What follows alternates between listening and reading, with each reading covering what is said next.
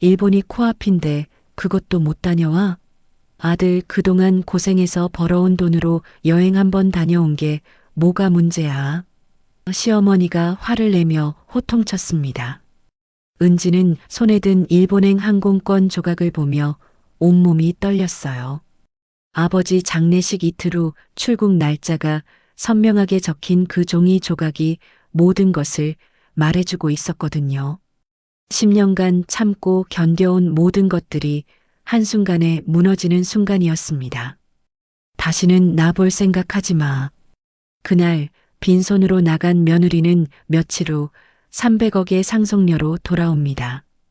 그리고 시작된 것은 10년 동안 쌓인 모든 굴욕에 대한 완벽한 복수였습니다. 오늘도 찾아주셔서 감사합니다. 구독을 하시면 더 재밌는 이야기 많이 들려드릴게요. 오늘의 사연 시작합니다. 은지는 설거지를 하다가 찬물에 손이 시려워 잠깐 멈췄습니다. 부엌 창밖으로 보이는 겨울 하늘이 유독 차갑게 느껴졌습니다. 은지야, 빨래 다 했어? 시어머니의 목소리가 거실에서 들려왔습니다. 은지는 재빨리 손을 닦으며 대답했습니다. 네, 어머님. 지금 막 널고 있어요. 그럼 얼른 와서 커피 좀 타줘. 시아버님이 드시겠대. 은지는 한숨을 삼키며 거실로 향했습니다. 시아버지는 소파에 비스듬히 누워 TV를 보고 있었습니다. 아버님, 커피 드릴까요? 응, 진하게 해줘. 요즘 입맛이 없어서 그런가 밍밍한 것 같아. 시어머니가 은지를 흘끗 보며 말했습니다. 은지는 정말 복받은 거야. 시집 와서 일도 안 하고 편하게 사니까 말이야. 우리 아들은 대학까지 나왔는데. 은지는 입술을 깨물며 부엌으로 돌아갔습니다. 결혼한 지 벌써 10년이 지났지만 이런 말을 들을 때마다 가슴이 답답했습니다. 커피를 끓이는 동안 8살 아들 민준이가 방에서 나왔습니다. 엄마 배고파? 민준아, 조금만 기다려. 엄마가 할아버지 커피 드리고 밥 차려줄게. 민준이는 엄마의 표정을 살피더니 조용히 고개를 끄덕였습니다. 은지는 아이의 눈치 보는 모습이 안쓰러웠습니다. 시아버지에게 커피를 가져다 드리고 나서 은지는 저녁 준비를 시작했습니다. 냉장고를 열어보니 재료가 넉넉하지 않았습니다. 남편 성우가 주는 한 달 생활비 20만 원으로는 늘 빠듯했습니다. 엄마, 아빠는 언제 와? 아빠는 회사 일이 많아서 늦을 거야. 사실 성우는 요즘 매일 친구들과 술을 마시러 다녔습니다. 집에 오는 시간은 항상 새벽 2시가 넘었습니다. 은지가 밥을 차리고 있을 때 성우가 들어왔습니다. 술 냄새가 진동했습니다. 왔어? 은지가 조심스럽게 말했지만 성우는 대답도 없이 방으로 들어갔습니다. 시어머니가 혀를 찼습니다. 우리 아들이 회사에서 얼마나 고생하는데. 은지는 집에서 애 하나 보는 게 뭐가 힘들다고. 은지는 아무 말도 할 수 없었습니다. 민준이가 엄마 손을 살짝 잡았습니다. 저녁을 먹는 동안에도 시어머니의 잔소리는 계속됐습니다. 은지야, 너 친정아버지는 뭐 하시길래 딸을 이렇게 키웠니? 시집 와서 할 줄 아는 게 밥하고 빨래하는 것뿐이야? 어머님, 죄송해요. 죄송하다고 할 게 아니라 좀 배워야지. 다른 집 며느리들은 다 돈도 벌어오던데. 은지는 고개를 숙이고 밥을 먹었습니다. 민준이가 엄마를 걱정스럽게 바라봤습니다. 그 다음 날 오후 은지는 시어머니의 옷을 세탁하고 있었습니다. 그런데 어떻게 된 일인지 니트 스웨터가 많이 줄어들었습니다. 어머님, 죄송해요. 옷이. 시어머니가 줄어든 옷을 보더니 얼굴이 벌개졌습니다. 뭐야 이게? 이 옷이 얼마짜리인 줄 알아? 정말 죄송해요. 제가 실수를. 실수? 이게 실수야? 시어머니의 손이 은지의 뺨을 때렸습니다. 따끔한 아픔이 뺨에 퍼졌습니다. 은지는 부엌 구석으로 물러서며 눈물을 참았습니다. 민준이가 어느새 부엌 입구에서 상황을 지켜보고 있었습니다. 시어머니가 거실로 가자 민준이가 조용히 엄마에게 다가왔습니다. 엄마, 괜찮아? 민준이가 작은 손으로 엄마의 등을 토닥였습니다. 은지는 아이 앞에서 울면 안 된다고 생각하며 억지로 웃었습니다. 응, 괜찮아. 민준아. 하지만 마음은 전혀 괜찮지 않았습니다. 이런 생활이 언제까지 계속될지 막막했습니다. 며칠 후 성우가 회사에서 돌아오더니 침통한 표정으로 말했습니다. 나 회사에서 잘렸어. 시어머니가 깜짝 놀라며 일어났습니다. 뭐라고? 왜? 구조조정이래. 어쩔 수 없다고 하더라고. 그날부터 집안 분위기는 더욱 심각해졌습니다. 시어머니는 은지를 보며 더욱 날카로운 말들을 쏟아냈습니다. 은지는 그동안 뭐 했어? 돈 벌 생각은 안 하고. 남편이 이렇게 힘든데. 은지는 할 말이 없었습니다. 아이를 키우고 집안일을 하느라 바깥일을 생각할 여유가 없었습니다. 성우도 점점 예민해졌습니다. 술을 마시는 날이 더 늘었고 집에서도 짜증을 자주 냈습니다. 엄마, 아빠가 왜 이래? 민준이가 걱정스럽게 물어봤습니다. 아빠가 지금 힘드셔서 그래. 우리가 더 조용히 해야겠다. 은지는 아이에게 미안한 마음뿐이었습니다. 이런 환경에서 자라는 민준이가 걱정됐습니다. 그러던 어느 날 아침 친정아버지에게서 전화가 왔습니다. 은지야, 아버지 몸이 갑자기 안 좋아졌다. 네, 아버지, 어디가 아프세요? 병원에 가봐야겠어. 너무 갑자기 그래서. 전화가 끊어진 후 은지는 불안한 마음을 감출 수 없었습니다. 하지만 시댁에서는 친정일로 어디 갈 수 있는 분위기가 아니었습니다. 이틀 후 다시 전화가 왔습니다. 하지만 이번에는 아버지가 아닌 다른 사람의 목소리였습니다. 은지 씨죠? 아버님이 갑자기 돌아가셨습니다. 은지의 머릿속이 하얘졌습니다. 전화기를 든 손이 덜덜 떨렸습니다. 은지는 민준이의 손을 꽉 잡고 장례식장으로 향하는 버스에 몸을 맡겼습니다. 창밖 풍경이 빠르게 지나가는 것처럼 머릿속도 어지러웠습니다. 엄마, 할아버지 많이 아프셨어? 민준이가 작은 목소리로 물었습니다. 응, 갑자기 아프셔서. 민준아, 조용히 해야 해. 은지는 눈물을 참으려 애썼습니다. 아버지와 마지막 통화에서 몸이 안 좋다고 하셨는데 이렇게 갑자기 돌아가실 줄 몰랐습니다.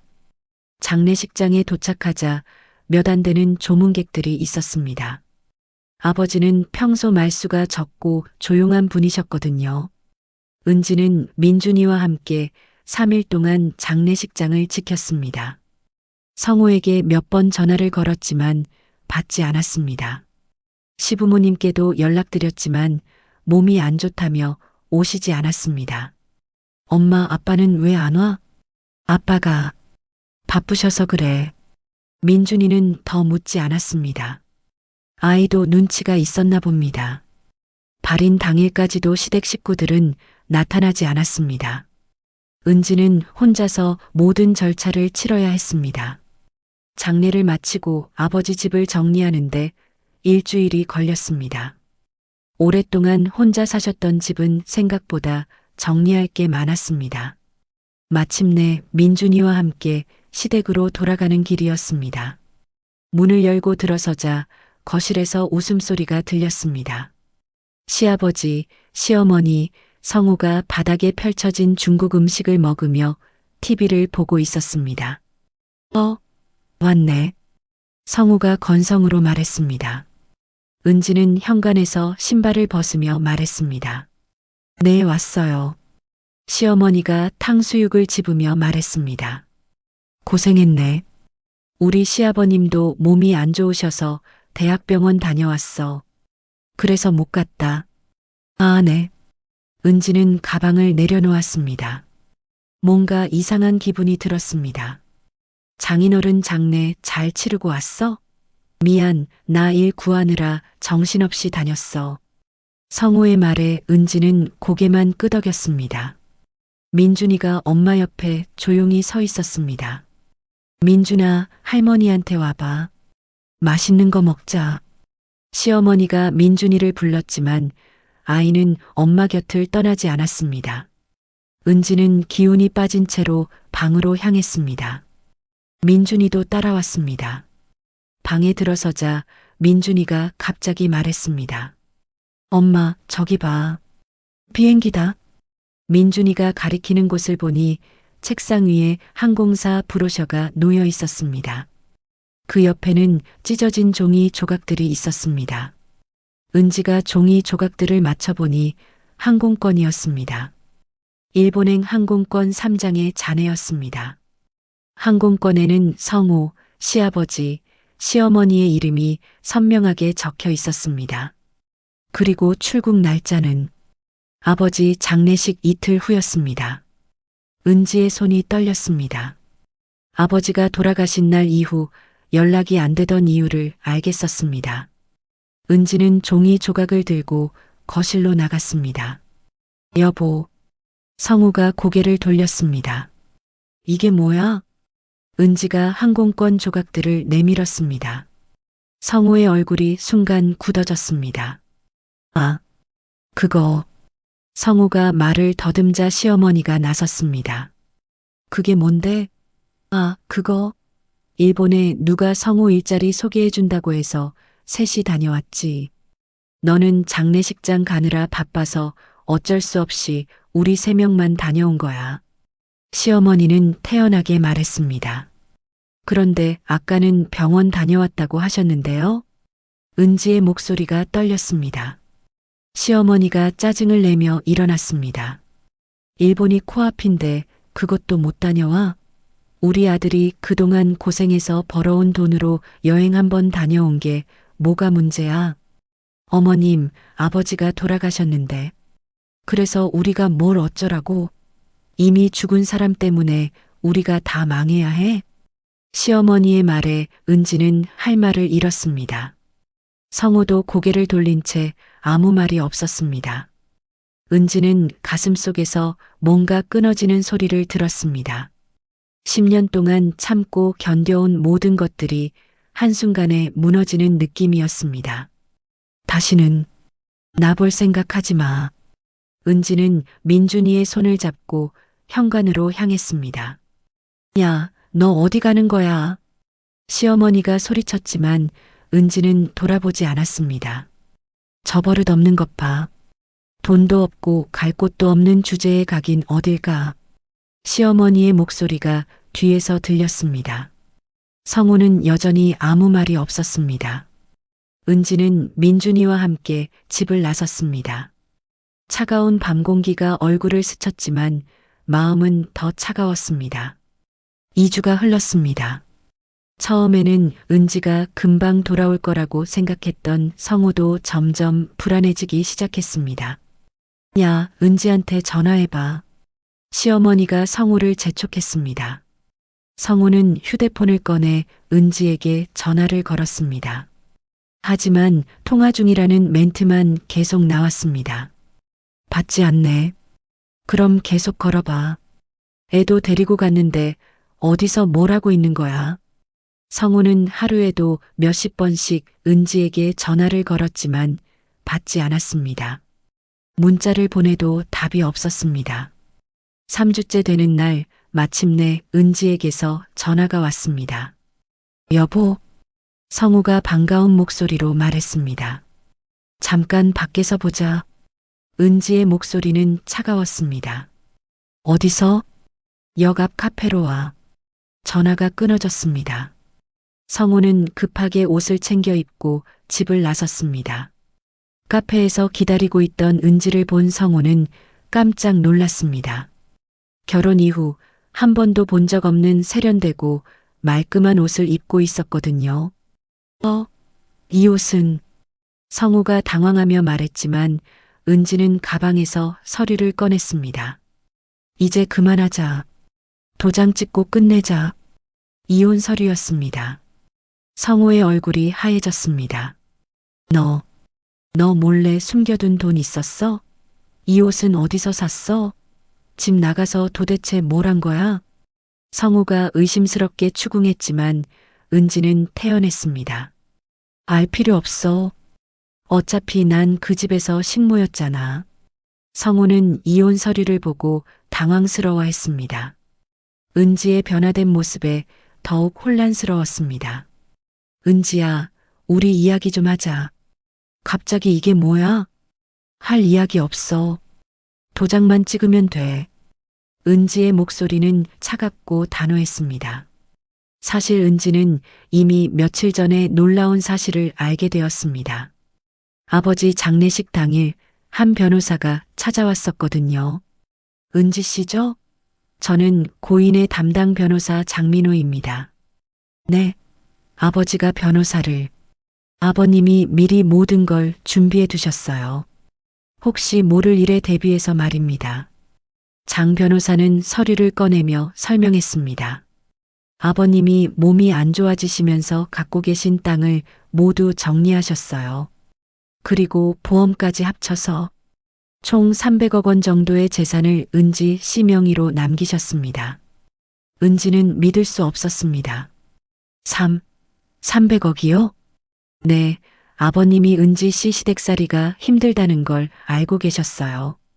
만일의 경우를 대비해 미리 정리해 두신 거죠. 그제서야 은지는 아버지의 마지막 사랑을 깨달았습니다. 그래서 세련된 옷을 사입고 당당하게 성우 앞에 설 수 있었던 거였죠. 성우는 서류를 밀어내며 말했습니다. 안 돼. 절대 안 돼. 너 혹시 바람 피운 거야? 아니면 다른 남자라도 생겼어? 그런 식으로밖에 생각 못 해? 알 필요 없다고 했잖아. 어차피 난 집에서 식모였잖아. 은지가 일어서자 성우도 황급히 일어났습니다. 야, 너 어디 가려고? 우리가 무슨 사이인데 이렇게 해? 하지만 은지는 돌아보지 않고 카페를 나갔습니다. 성우는 멍하니 서 있을 수밖에 없었습니다. 집으로 돌아온 성우는 시어머니에게 상황을 알렸습니다. 뭐? 이혼 서류를 가져왔다고? 시어머니가 소리를 질렸습니다. 그래. 그런데 옷도 완전히 바뀌고 뭔가 이상해. 그럼 어디서 돈을 구했다는 거야? 설마 다른 남자가 있는 건 아니겠지? 시아버지도 걱정스러운 표정을 지었습니다. 일단 은지가 어디 사는지 알아봐야겠어. 성우는 아는 사람을 통해 사람을 고용했습니다.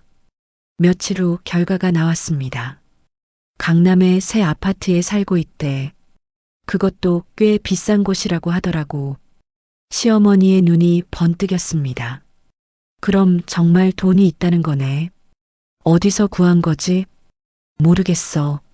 친정아버지가 돌아가시면서 뭔가 남긴 게 있나? 시댁 식구들은 은지가 숨긴 재산이 있다고 확신하기 시작했습니다. 특히 시어머니는 그 돈을 놓칠 수 없다고 생각했습니다. 성호야, 은지를 다시 데려와야 해. 이혼은 절대 안 돼. 그런데 은지가 안 들어올 텐데? 그럼 다른 방법을 써야지.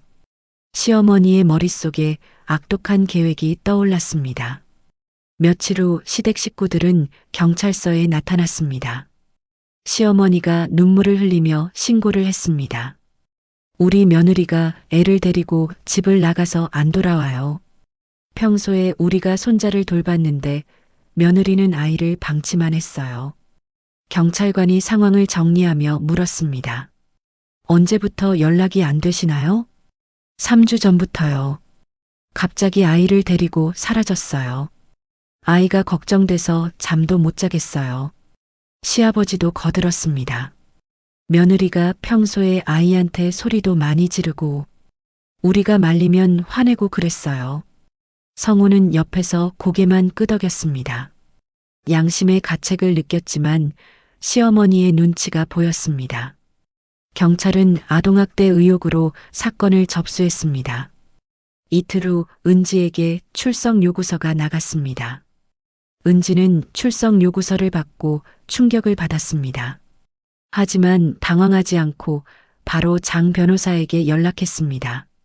장 변호사님, 저 지금 큰일 났어요. 무슨 일이세요? 은지가 상황을 설명하자 장 변호사가 침착하게 말했습니다. 걱정하지 마세요. 거짓 신고는 오히려 그들에게 독이 될 거예요. 제가 함께 가겠습니다. 출석 당일 은지는 장 변호사와 함께 경찰서에 나타났습니다. 시댁 식구들은 이미 와서 기다리고 있었습니다. 조사관은 먼저 은지와 민준이를 분리해서 조사하기로 했습니다. 민준아, 무서워하지 말고 아저씨가 묻는 말에 솔직하게 대답해 줄래? 민준이는 고개를 끄덕였습니다. 엄마가 민준이한테 화낸 적 있어? 아니에요. 엄마가 저한테 제일 잘해줘요. 할아버지, 할머니는 어때? 할머니가 엄마한테 소리 질러요. 엄마가 울어요. 아이의 순진한 대답에 조사관의 표정이 굳어졌습니다. 민준아, 엄마랑 있을 때 행복해? 네. 엄마가 제일 좋아요. 엄마가 맛있는 것도 해주고 책도 읽어줘요. 한편 시댁 식구들은 조사실에서 거짓 증언을 계속했습니다. 며느리가 아이한테 협박했어요. 우리한테 말하면 혼낸다고요. 시어머니가 눈물을 흘리며 말했습니다. 하지만 조사관은 이미 객관적인 자료들을 준비하고 있었습니다. 민준이의 학교 생활 기록부, 병원 진료 기록, 아파트 CCTV 영상까지 확보했습니다. 학교에서는 민준이가 밝고 건강한 아이라고 나와 있는데요. 조사관이 시어머니에게 물었습니다. 아, 그건 아이가 학교에서는 그렇게 행동하는 거죠. 그런데 병원 기록을 보면 예방접종이나 건강검진이 빠짐없이 되어 있어요. 방치했다면 이런 기록이 나올 수 없는데요. 시아버지가 당황하며 말을 바꿨습니다. 그건 우리가 챙긴 거예요. 그럼 어머님 말씀과 다르네요.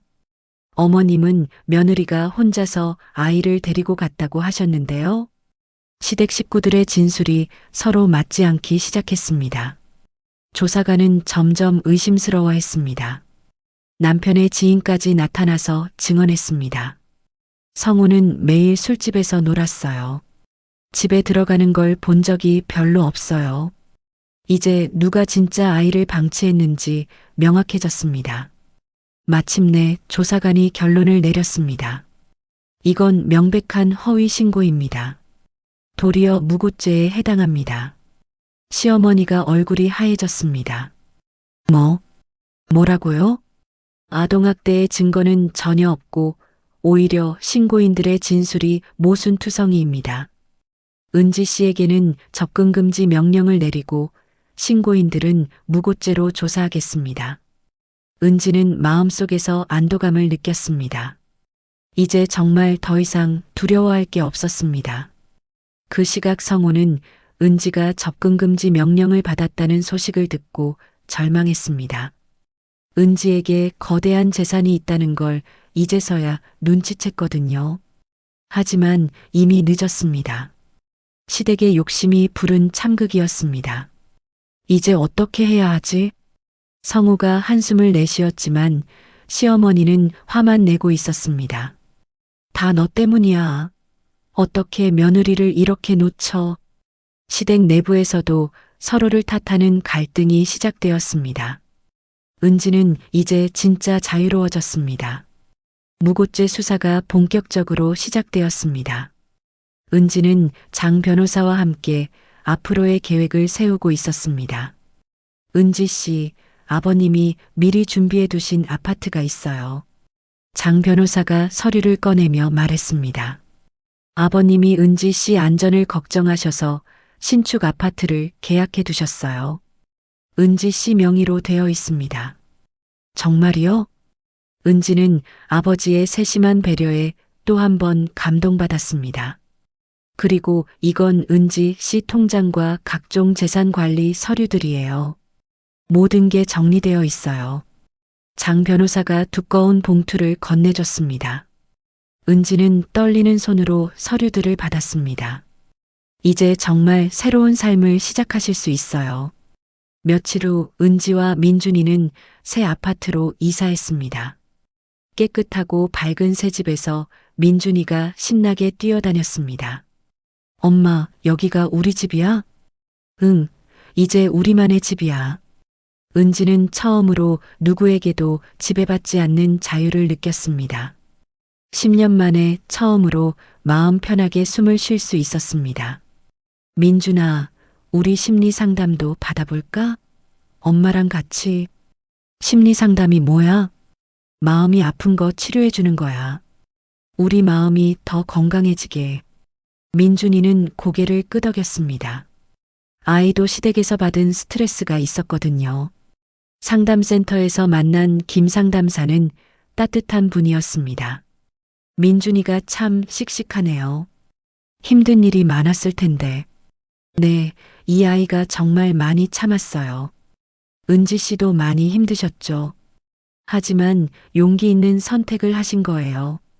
상담을 받으면서 은지와 민준이는 점차 마음의 상처를 치유해 나갔습니다. 민준이는 밝고 건강한 모습을 되찾아갔습니다. 한편 시댁은 완전히 다른 분위기였습니다. 무고죄 수사에 사회적 명예까지 떨어져서 이웃들의 시선이 차가웠습니다. 저 집 며느리한테 거짓말로 신고했다면서? 정말 나쁜 시부모네. 며느리가 얼마나 힘들었을까. 동네 사람들의 수군거림이 계속됐습니다. 시어머니는 밖에 나가기조차 부끄러웠습니다. 다 은지 때문이야. 저런 배은망덕한 년을 봤나. 시어머니가 집안에서 화를 냈지만 소용없었습니다. 성우는 실업 상태에다 취업도 되지 않았습니다. 성우야, 어떻게든 은지를 다시 만나봐야 해. 엄마, 접근금지 명령 내려졌잖아. 가면 안 돼. 그럼 우리는 어떻게 살아? 돈도 없는데. 시댁의 경제적 위기는 점점 심각해졌습니다. 퇴직금도 거의 떨어져 가고 있었거든요. 반면 은지의 새로운 동네에서는 따뜻한 일들이 일어나고 있었습니다. 안녕하세요. 새로 이사 오셨죠? 옆집 아주머니가 반찬을 들고 찾아왔습니다. 아, 안녕하세요. 감사합니다.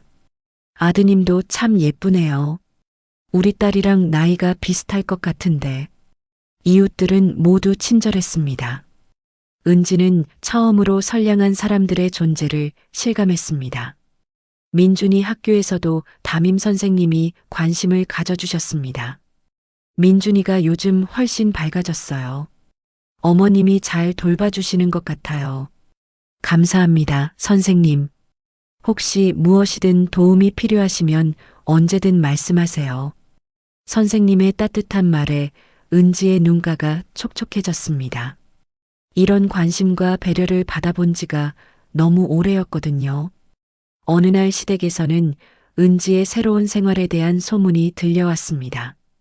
은지가 강남 좋은 아파트에 산다면서 동네 사람이 시어머니에게 말했습니다. 뭐, 그런 돈이 어디 있다고? 글쎄, 그런데 아이도 좋은 학교로 전학 갔다던데. 시어머니의 얼굴이 일그러졌습니다. 은지가 정말 큰 재산을 숨기고 있었다는 확신이 들었거든요. 성우야, 우리가 놓친 게 얼마나 큰지 알겠어?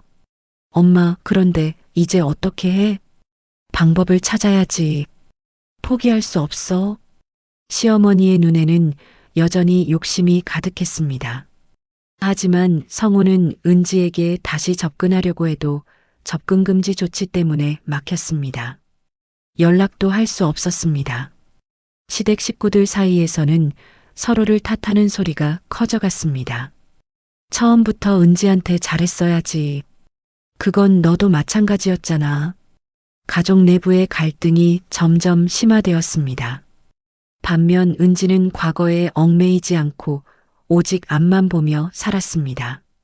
민준아, 우리 오늘 뭐 하고 싶어? 엄마, 공원 가서 놀자. 좋아, 가자. 은지와 민준이는 손을 잡고 공원으로 향했습니다. 따뜻한 햇살이 두 사람을 비춰주었습니다. 하루하루가 소중하고 평화로웠습니다. 은지는 이런 일상이 얼마나 귀한 것인지 새삼 깨달았습니다. 민준아, 엄마가 많이 사랑해. 나도 엄마 사랑해. 민준이의 밝은 웃음소리가 공원에 울려 퍼졌습니다. 은지는 정말 행복했습니다. 시댁의 그림자에서 벗어나 진정한 자유를 얻은 것만으로도 충분히 만족스러웠습니다. 하지만 이 평온함이 오래갈 수는 없을 것 같았습니다. 시댁이 이대로 포기할 리가 없었거든요. 몇 달이 지나면서 은지와 민준이의 새로운 생활은 안정궤도에 올랐습니다. 민준이는 새 학교에 완전히 적응했고 친구들도 많이 사귀었습니다. 은지 어머님, 민준이가 요즘 성적도 많이 올랐어요. 담임 선생님이 은지를 불러서 기쁜 소식을 전했습니다. 정말요? 다행이네요. 네, 아이가 정말 밝아졌어요. 수업 시간에도 적극적이고 친구들과도 잘 어울려요. 은지는 뿌듯했습니다. 민준이가 건강하게 자라는 모습을 보는 것만으로도 행복했습니다. 민준아, 선생님이 민준이가 공부 잘한다고 칭찬하셨어. 정말? 야호! 민준이가 신나게 뛰어다녔습니다. 집에서도 밝고 활기찬 모습이 예전과는 완전히 달랐습니다. 주말에는 은지와 민준이가 함께 영화를 보러 가거나 공원에서 산책을 했습니다. 엄마, 우리 다음엔 놀이공원 가자. 좋아. 민준이가 원하는 곳 어디든 가자. 은지는 그동안 꿈도 꾸지 못했던 소소한 행복들을 하나씩 경험하고 있었습니다. 외식을 하거나 민준이와 함께 쇼핑을 하는 것도 모두 새로운 기쁨이었습니다. 시간이 흐르면서 무고죄 수사도 마무리되었습니다. 시댁 식구들에게는 벌금형과 사회봉사 명령이 내려졌습니다. 이 소식은 지역 신문에도 보도되었습니다. 시댁의 사회적 입지는 완전히 무너졌습니다. 거짓 신고로 며느리 괴롭힌 시댁, 벌금형. 신문 기사를 본 동네 사람들의 시선은 더욱 차가워졌습니다. 정말 나쁜 사람들이네. 며느리가 얼마나 억울했을까. 아이까지 있는데 어떻게 그럴 수가 있어. 시어머니는 밖에 나가기가 무서울 정도였습니다. 장을 보러 가도 사람들이 수군거리는 소리가 들렸거든요. 한편 은지는 10년 만에 처음으로 자신의 의지대로 살아가는 해방감을 만끽하고 있었습니다. 아무에게도 눈치 보지 않고 하고 싶은 일을 할 수 있었습니다.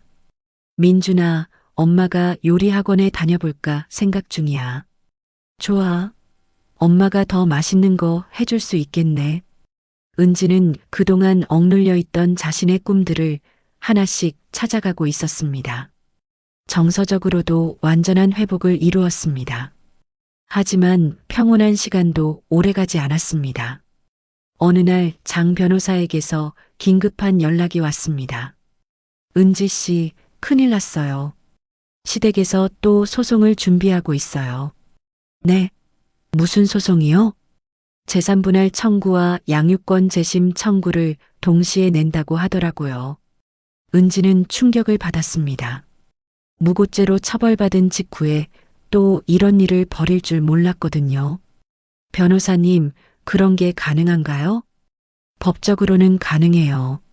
하지만 그들이 이길 가능성은 거의 없어요.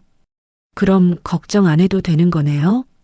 문제는 소송 과정에서 은지 씨와 민준이에게 스트레스를 줄 수 있다는 거예요. 장 변호사의 말에 은지의 얼굴이 굳어졌습니다. 시댁에서는 경제적으로 막다른 길에 몰린 상황이었습니다.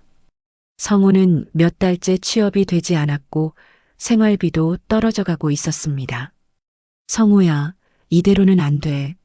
마지막 기회야. 시어머니가 성우를 재촉했습니다. 엄마, 그런데 우리가 이길 수 있을까? 변호사가 그러는데 은지가 결혼 중에 받은 재산은 부부 공동 재산이래. 그리고 아이는 아버지가 있어야 한다고 하더라고. 성우는 반신반의했지만 다른 방법이 없었습니다. 아이를 위해서는 아버지가 필요하다고 주장하자. 그럼 양육권도 받을 수 있어. 시어머니의 계획은 치밀했습니다. 재산과 양육권을 동시에 가져오겠다는 거였습니다. 얼마 후 시댁은 온라인과 오프라인을 가리지 않고 악의적인 소문을 퍼뜨리기 시작했습니다. 재산 독차지하고 아이까지 빼앗아간 며느리, 자식을 아버지로부터 떼어놓는 이기적인 여자, 근거 없는 악성 소문들이 SNS와 지역 커뮤니티에 퍼졌습니다. 이 소문은 민준이 학교에까지 퍼졌습니다. 어느 날 민준이가 울면서 집에 돌아왔습니다. 엄마, 친구들이 이상한 말해. 무슨 말? 엄마가 뉴스에 나왔다고. 나쁜 사람이라고. 민준이의 말에 은지는 분노가 치밀었습니다. 하지만 동시에 자신의 선택이 아이에게 피해를 주는 건 아닌지 고민되기 시작했습니다. 민준아, 친구들이 뭐라고 해도 신경 쓰지 마. 엄마는 잘못한 게 없어. 응, 알겠어. 하지만 민준이의 표정은 예전만큼 밝지 않았습니다. 은지는 마음이 아팠습니다. 장 변호사가 다시 연락을 했습니다. 은지 씨, 법원에서 재판 일정이 잡혔어요. 이번이 정말 마지막 승부가 될 것 같아요. 네, 변호사님. 철저히 준비해 주세요. 은지는 결연한 의지를 다졌습니다. 아이에게 상처를 주지 않기 위해 조심스럽게 일상을 유지하면서도 내심으로는 이번이 진짜 마지막 싸움이라는 각오를 했습니다. 평온했던 일상에 다시 긴장감이 감돌기 시작했습니다. 하지만 은지는 더 이상 예전의 무력한 며느리가 아니었습니다. 시댁은 이번에도 변호사를 고용했습니다. 성우와 시어머니는 변호사 사무실에서 작전을 논의하고 있었습니다. 혼인관계 지속 중에 취득한 재산은 부부 공동 재산입니다. 은지 씨가 받은 상속 재산도 결혼 중에 알게 된 것이니 절반은 성호 씨 몫이에요. 변호사가 자신 있게 말했습니다. 정말 그런가요? 성우가 반가워하며 물었습니다. 네, 그리고 양육권도 함께 청구합시다. 아동의 복리를 위해서는 양부모가 모두 필요하다고 주장하는 거예요. 시어머니가 눈을 번뜩였습니다. 좋아, 둘 다 가져오자. 면접교섭권을 넘어서 공동 양육권까지 요구할 겁니다. 그럼 은지 씨가 부담을 느낄 거예요. 변호사의 계획은 치밀했습니다. 재산과 아이를 동시에 압박해서 은지를 굴복시키겠다는 것이었습니다. 한편 시댁은 여론전도 본격적으로 시작했습니다. 지역 커뮤니티와 SNS에 계속해서 악성 글을 올렸습니다. 자식을 아버지로부터 떼어놓는 이기적인 여자, 재산 독차지하려고 가족을 파괴하는 며느리, 근거 없는 비방글들이 계속 퍼져나갔습니다. 이 소문들은 민준이 학교까지 번져나갔습니다. 학부모들 사이에서도 수군거림이 시작되었습니다. 저 집 아이 엄마가 그런 사람이었어? 글쎄, 뉴스에도 나왔다던데. 민준이는 학교에서 친구들의 이상한 시선을 받기 시작했습니다. 민준아, 너희 엄마 정말 나쁜 사람이야? 한 친구가 조심스럽게 물어봤습니다. 아니야. 우리 엄마는 나쁜 사람 아니야. 민준이가 소리를 지르며 대답했지만 마음은 상했습니다. 집에 돌아온 민준이가 은지에게 말했습니다. 엄마, 친구들이 자꾸 이상한 말해. 엄마가 나쁜 사람이라고. 은지는 아이가 상처받는 모습을 보며 분노했습니다. 하지만 동시에 자신의 선택이 민준이에게 피해를 주는 건 아닌지 깊은 고민에 빠졌습니다. 민준아, 엄마가 잘못한 게 있어? 없어. 엄마는 나한테 제일 잘해줘. 민준이의 순진한 대답에 은지는 더욱 마음이 아팠습니다. 한편 시댁의 경제적 위기는 극한 상황에 달했습니다. 성우는 여전히 취업이 되지 않았고 생활비는 바닥났습니다. 성우야, 이번이 마지막 기회야. 절대 놓치면 안 돼. 시어머니가 성우를 다그쳤습니다. 알겠어, 엄마. 이번엔 반드시 이길 거야. 시아버지도 불안해하며 말했습니다. 정말 우리가 이길 수 있을까? 지난번에도 졌는데. 이번엔 다르다니까. 변호사가 확신한다고 했잖아. 시어머니는 여전히 자신만만했습니다. 시댁 식구들 사이에서는 서로를 다그치며 내부 갈등이 폭발 직전까지 이르렀습니다. 다 너 때문이야. 처음부터 며느리한테 잘했어야지. 나만 탓하지 마. 너도 똑같이 했잖아. 스트레스 때문에 가족 내 분위기는 최악이었습니다. 장 변호사가 은지에게 상황을 알렸습니다. 은지 씨, 법원에서 재판 일정이 확정됐어요. 다음 달 15일입니다. 네, 변호사님. 상대방이 예상보다 치밀하게 준비하고 있어요. 우리도 철저히 대비해야겠어요. 장 변호사의 경고에 은지는 긴장했습니다. 혹시 질 수도 있는 건가요? 아니에요. 우리 쪽이 훨씬 유리해요. 하지만 방심하면 안 되죠. 은지는 이번에도 여러 전문가들과 함께 준비에 나섰습니다. 심리상담사, 세무 전문가, 아동심리 전문가들이 도움을 주었습니다. 은지 씨 상속은 완전히 적법해요. 세무신고도 모두 마쳤고 문제 없습니다. 세무 전문가가 확신했습니다. 민준이의 심리 상태도 매우 안정적이에요. 엄마와 함께 있을 때 가장 행복해 합니다. 아동심리 전문가도 객관적인 소견을 냈습니다. 민준이 담임교사도 적극 도와주었습니다.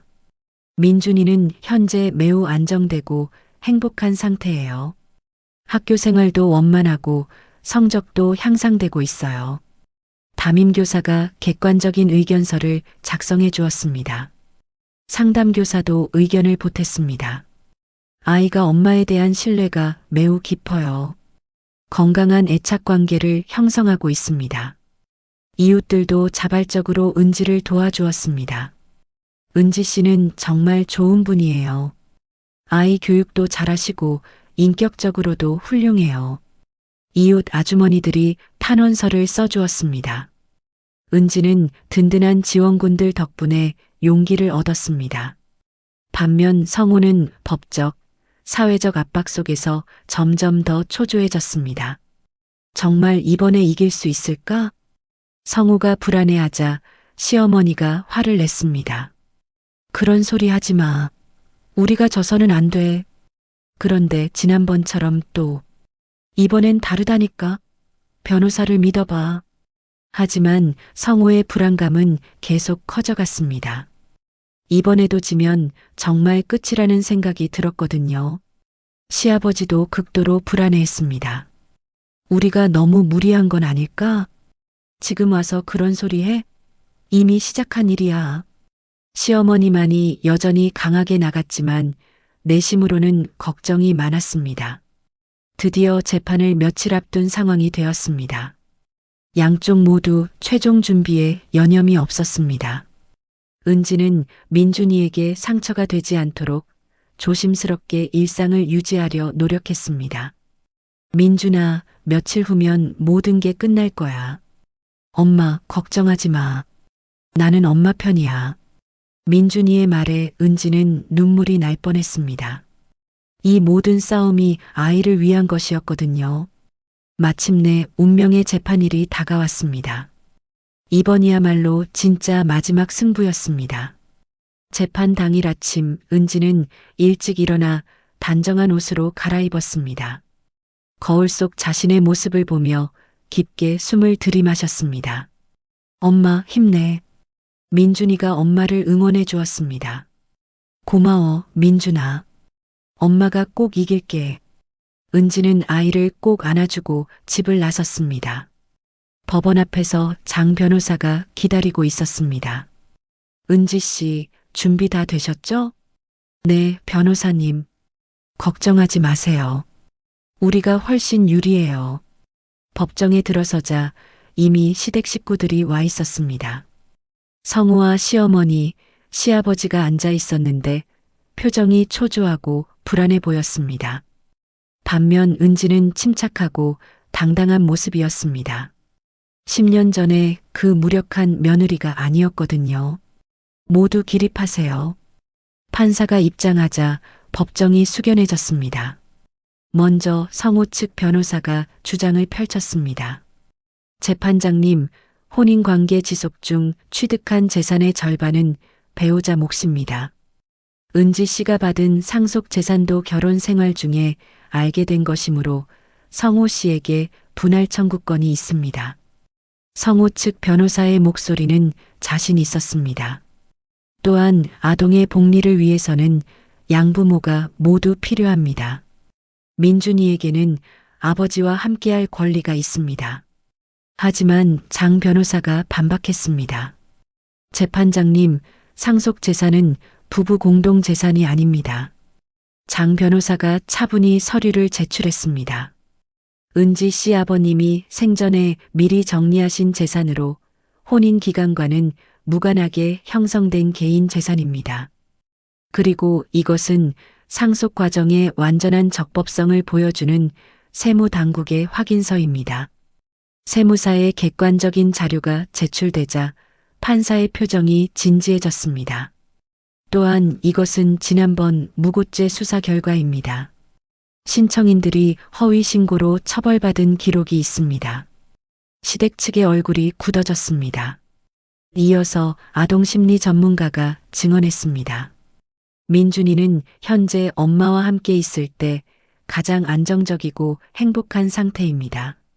심리적으로도 매우 건강합니다.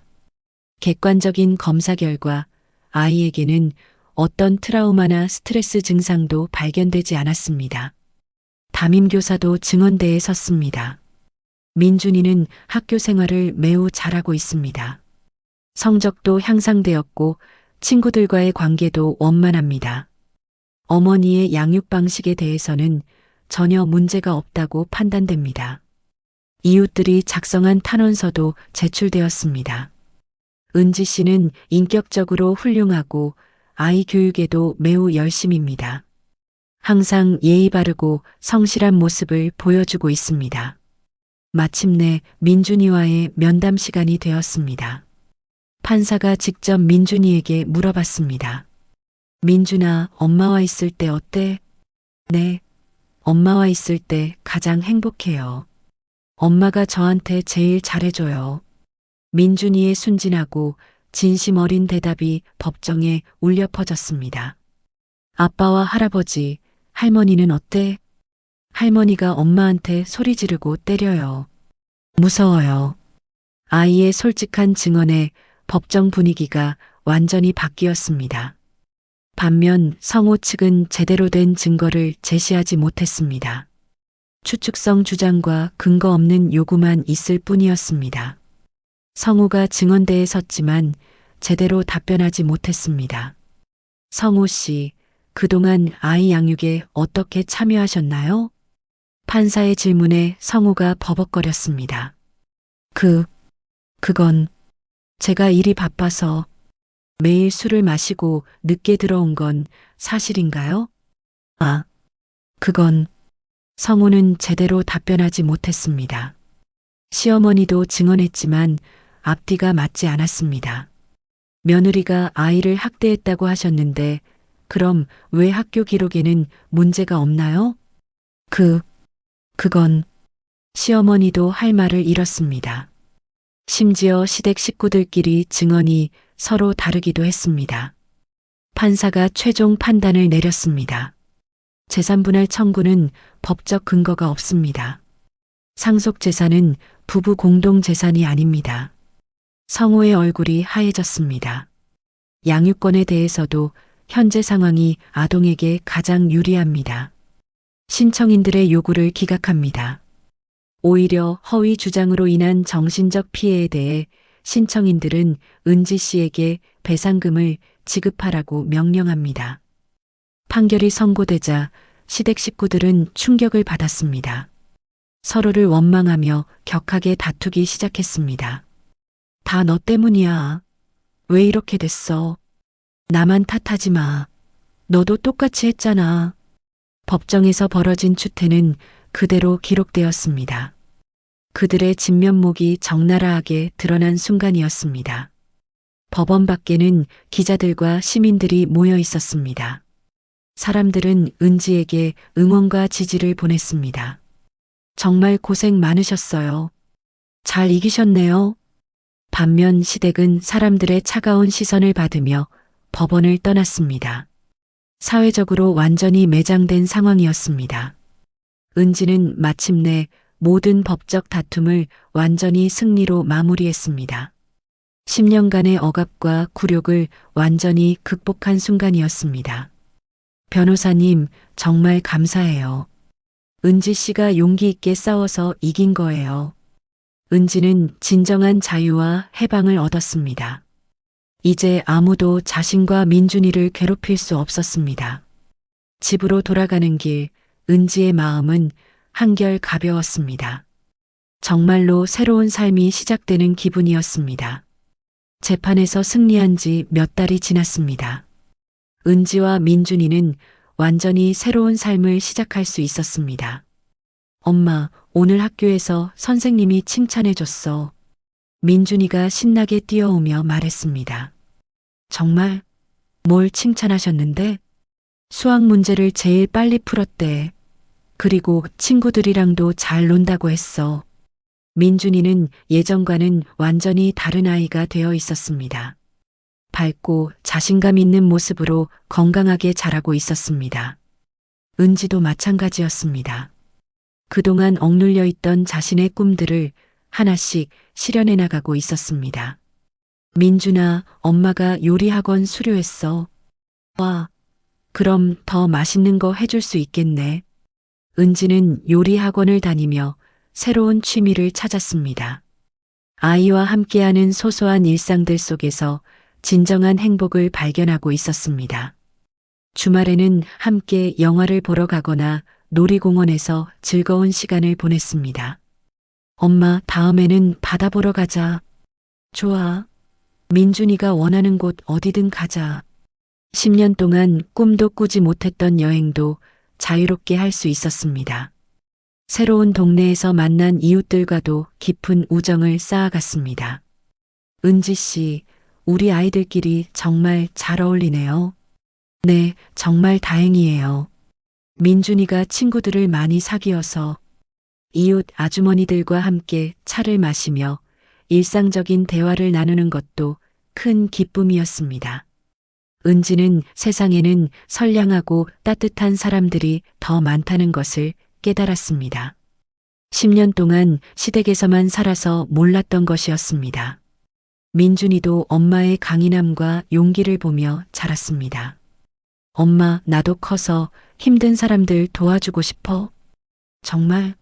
민준이가 그런 마음을 가져줘서 엄마가 정말 자랑스러워. 아이는 엄마를 통해 정의롭게 사는 법을 배우고 있었습니다. 한편 시댁은 완전히 다른 운명을 맞았습니다. 법적 처벌, 손해배상금 지급, 사회적 매장으로 인해 완전히 몰락했습니다. 성우는 여전히 취업이 되지 않았습니다.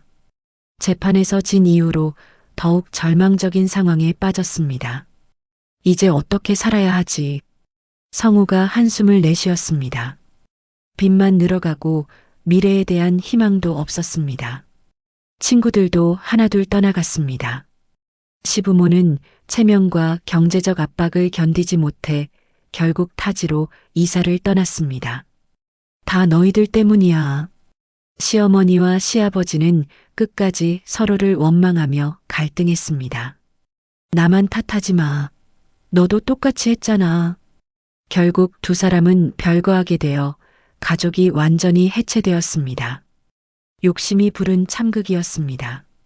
동네 사람들의 시선도 여전히 차가웠습니다. 저 사람들 며느리한테 얼마나 못했으면 거짓으로 신고까지 했다면서 정말 나쁜 사람들이네. 시댁은 사회적으로 완전히 고립되었습니다. 이제는 어디서도 환영받지 못하는 신세가 되었습니다.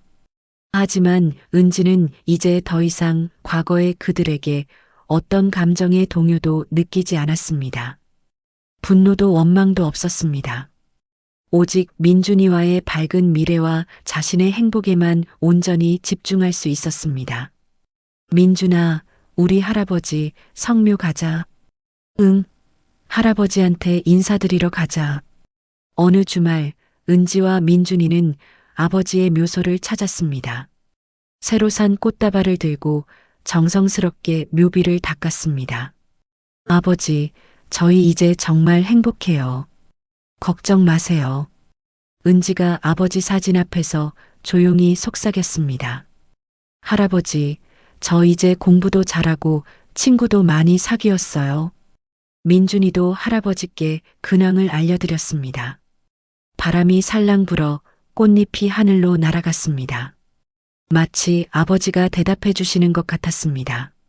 민준아, 우리 정말 행복하다, 그렇지? 응, 엄마, 나도 정말 행복해. 두 모자가 손을 잡고 집으로 돌아가는 뒷모습이 따뜻했습니다.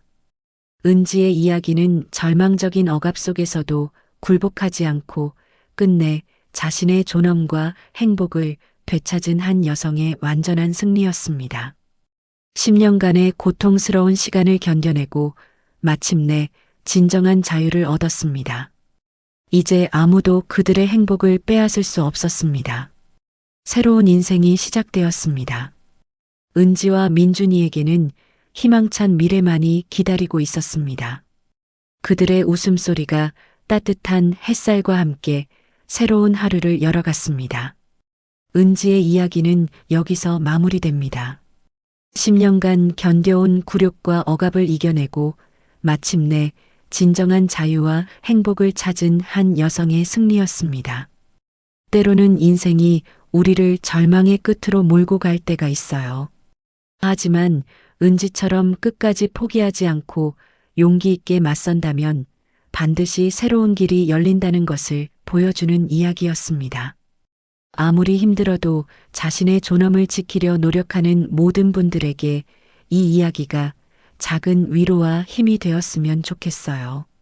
그리고 민준이처럼 사랑하는 사람을 위해 용기를 낼 수 있는 마음, 은지처럼 새로운 시작을 두려워하지 않는 용기가 우리 모두에게 있다는 것을 기억했으면 합니다.